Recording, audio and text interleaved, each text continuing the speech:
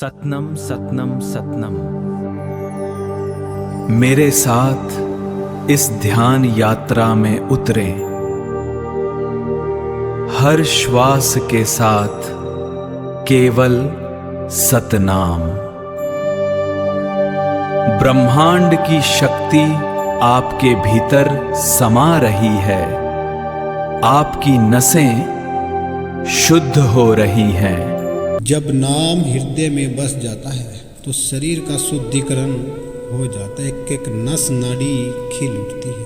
यही सतगुरु की महिमा। मेरे साधु प्रेमियों, संतों ने कहा कि मनुष्य शरीर एक अनमोल अवसर है। यदि ये हाथ से छूट गया फिर बाद में बहुत पछताना पड़ेगा। इस अवसर को आप मत हाथ से जाने दें। जितना समय भी आप दे सकते हैं सतगुरु के चरणों में ध्यान लगा लीजिए। हमारे संत शिरोमणि सतगुरु रविदास महाराज जी की वाणी हमें सिखाती है कि मन चंगा कठौती में गंगा, कि जब मन शीतल और पवित्र हो जाता है तो परमात्मा स्वयं वहां पर वास करते हैं। आज की यह ध्यान यात्रा स्वामी समनदास जी महाराज के दिखाए मार्ग पर हमें स्वयं से ही मिलाएगी। चलिए थोड़ा समय आप मेरे साथ चलकर देखिए। इस संसार के शोर को पीछे छोड़कर अपनी आत्मा के एकांत में प्रवेश करते हैं। आइए थोड़ा समय आप मुझको अपना दे दीजिए। मैं आपको थोड़ा ध्यान मेडिटेशन करा दूंगा और सतगुरु रविदास महाराज आप पे दया करने लगेंगे। जब कोई अपने शरीर को साधता है तो शरीर एक मंदिर बन जाता है। संगत जी, ये आप मत भूलना। ये जिस शरीर में हमारी आत्मा वास करती है, यही तो वो मंदिर उस मालिक का है। आइए, जब एक साधक शांत भाव से पद्मासन या सुखासन में बैठता है और स्थिर हो जाता है तो उसके चेहरे पर अलग ही अलौकिक तेज आ जाता है। तो साथ संगत जी, क्या आप तैयार हैं? सबसे पहले सहज और सुखासन ग्रहण करें। अपने दोनों पैरों को आपस में मोड़ते हुए आलती पालती मारकर बैठ जाए। अपनी रीढ़ की हड्डी को बिल्कुल सीधा रखें, जैसे आकाश की ओर सीधा स्तंभ होता है। शरीर को पूर्ण रूप से ढीला छोड़ दें, परंतु सचेत रहे। अपने दोनों हाथों को ध्यान मुद्रा में रखें। दोनों हाथों की उंगलियों को एक दूसरे में फंसाते हुए और अपनी गोद में नाभि कमल के पास स्थिर कर लें। यह शरीर वह मंदिर है जहां उस मालिक की ज्योति जलती है। ये कभी मत भूलें। अपनी कोमल आंखों को बंद कर लें। अपनी भारी दुनिया के द्वार भी आप बंद कर लीजिए। बिल्कुल स्थिर होकर बैठ जाइए। शरीर पर किसी प्रकार का कोई जोर दबाव नहीं होना चाहिए। बिल्कुल शरीर ढीला छोड़ दीजिए। रीढ़ की हड्डी को बिल्कुल सीधा रखें और शांत भाव से बैठ जाइए। अब आप श्वासों के सुमरन यानी प्राण वायु जागरण अभी आपको हम कराने वाले हैं। मान लीजिएगा कि जब हम श्वास ऊपर की तरफ लेते हैं और फिर ऊपर से नीचे की तरफ छोड़ते हैं, तो ये एक मंत्र मैं आपको बता देता हूं। उस मंत्र का आप विशेष ध्यान रखें। क्या है कि जब हम श्वास ऊपर की तरफ लेते हैं फिर उसको नीचे की तरफ छोड़ते हैं, तो जो हमारे फेफड़े होते हैं, जैसे बताया कि श्वास के आने जाने का सूक्ष्म सुनहरी रोशनी फेफड़ों से होते हुए पूरे शरीर में फैल जाती है। आप ये महसूस करें कि वो रोशनी, वो प्रकाश फेफड़ों से होते हुए आपके पूरे शरीर में फैल रही है। वही सतगुरु की दया है। जैसे ही आप श्वास को ऊपर लोगे फिर धीरे से उसको वापस छोड़ोगे, तो ये समझना कि उस मालिक सतगुरु की महिमा आप में प्रकाशित हो रही है। जब आप अपना पूरा ध्यान अपनी श्वासों पर ले जाए और श्वास को आती जाती हुई देखकर श्वास केवल आप महसूस करें कि आपके विचार आपके इर्द गिर्द तो नहीं घूम रहे, यदि कोई विचार आपको परेशान कर रहा है तो उस विचारों पर बिल्कुल भी ध्यान मत दें। आप केवल अपनी श्वासों पर ही ध्यान दें। हर श्वास के साथ जैसे सतनाम का सुमरन होता है, जैसे आप सांस ऊपर को लोगे तो सत कहना और वापस छोड़ोगे धीरे से नाम, यानी कि दो भागों में बट गया है कि सत और नाम का सुमरन करें। भीतर जाती श्वास के साथ महसूस करें कि परमात्मा की कृपा भीतर जा रही है और बाहर आती श्वास के साथ मन की सारी अशांति बाहर निकल रही है। श्वासों का यह सिमरन वह डोरी है जो हमें उस अविनाशी अजर अमर अविनाशी अखंड ज्योति से जोड़ती है। साथ संगत जी, इसी शरीर में वो खजाना भरा हुआ है। जब इसे आप खोजने की कला सीख जाओगे, धीरे धीरे अभ्यास करना शुरू कर दोगे, तो ये निश्चय है कि गुरु महाराज आप पे निश्चय ही दया करने वाले हैं। क्योंकि जब आप श्वास ऊपर की तरफ लेते हो तो वहाँ एक सत निकलता है, फिर ऊपर से सांस को छोड़ोगे आप तो वहाँ नाम निकलता है। तो सत कौन है? संत रविदास जी महाराज। तो जब संत रविदास जी महाराज शब्द बनकर आपके अंदर श्वासों में रम रहे हैं, अरे मेरे प्यारे भोले साथियों, फिर डरने की क्या बात है। आप ध्यान से रहे और मर्यादा का अनुशासन रखें। भक्ति जब हम अंदर से करते हैं तो बाहरी आडंबरों की वहां आवश्यकता ही नहीं होती। जब आप ध्यान की गहराई में उतर जाओगे तो आप महसूस करें कि आप कुछ नहीं है, आप स्वयं एक पत्थर की मूर्ति बने बैठे हैं। इसमें करता धरता साधना करने वाला तो सतगुरु बैठा है, वही भजन करवा सकता है, अन्यथा किसी के बस की भजन करना नहीं है। वो एक सतगुरु है जिसे हम कहते हैं गुरु मर्यादा।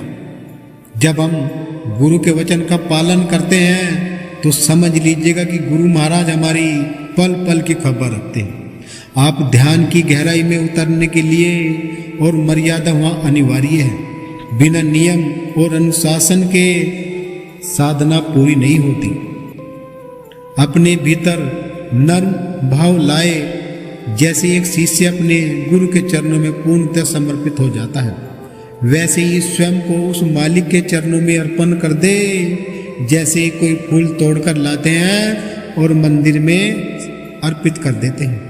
ऐसे ही अपने शरीर को, अपनी आत्मा को एक सतगुरु के चरणों में समर्पित कर दे, मन वचन कर्म से। मर्यादा ही वह पात्र है जिसमें परमात्मा की शक्ति रुक सकती है। अन्यथा इस संसार में बहुत बड़े बड़े साध भी है, संगत भी है, बड़े से बड़े महात्मा भी हैं। यही तो वो कारण है कि जब वो शक्ति हमारे भीतर नहीं आती, क्योंकि हमारे पास बाहरी आडंबर बहुत ज़्यादा है।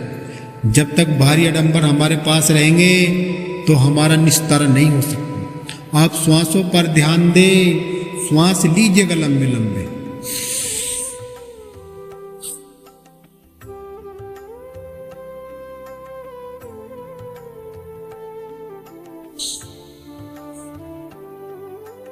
जब आप श्वास को ऊपर लेते हैं तो सत जाना चाहिए, फिर आप श्वास को छोड़ते हैं तो नाम आना चाहिए। यही एक सत नाम की अद्भुत, एक बहुत ही अद्भुत एक ज्योति है जो हमें इस नाम से जोड़ती है। अब आप ध्यान में रहे और श्वास को ऊपर की तरफ खींचते रहे। पूर्णतया से ब्रह्मांड की शक्ति आपकी नस नाड़ी को शुद्ध कर रही है। अंतरिक्ष से एक दिव्य श्वेत प्रकाश आपके सिर के ऊपर गिर रहा है और शरीर के भीतर की नसों को, सभी जाल को स्वर्ण की तरह चमकने लगती है। जब आप इस तरह विचार करोगे कि शांत होकर बैठते रहिए और महसूस करें, कल्पना करें कि वो मालिक तुम्हारे सिर पर बैठा है और तुम्हारे सिर पर आशीर्वाद कर रहा है। तुम्हें किसी से भी घबराने की जरूरत नहीं है, बस तुम वहाँ स्थिर होकर बैठे रहे और कल्पना करें कि अनंत ब्रह्मांड से एक दिव्य शक्ति पुंज आपके मस्तक से शरीर में प्रवेश कर रहा है। यह प्रवेश आपकी एक एक नस, एक एक नाड़ी, नर्वस सिस्टम में प्रभावित हो रहा है। महसूस करें कि आपकी 72,000 नाड़ियां शुद्ध हो रही हैं। न जाने कितने वर्षों का मैल रोग, नकारात्मक विचार इस दिव्य अग्नि में भस्म हो रहे हैं।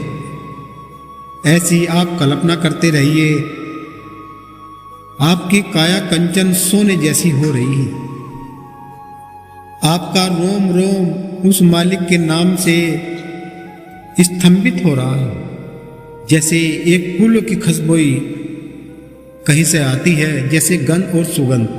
क्योंकि हमारे जो शरीर है वो हाड़ मांस चाम का चोला है। जब तक उसमें मालिक की ज्योति नहीं जलने की, वो प्रकाशित नहीं होने की अंदर से, तो हमें कोई अनुभव नहीं हो सकता। जब आप इस अवस्था में जहां एक साधक साध्य हो जाता है, इस शून्यता में जब आप जो भी उस परमात्मा से मांगेंगे वह सिद्ध हो। अपने हृदय की गहराई से पुकारे कि हे महाराज, हे संत रविदास जी महाराज, मुझे अपनी शक्ति प्रदान दीजिए। मुझे इतनी शक्ति प्रदान दीजिए कि मैं इस संसार में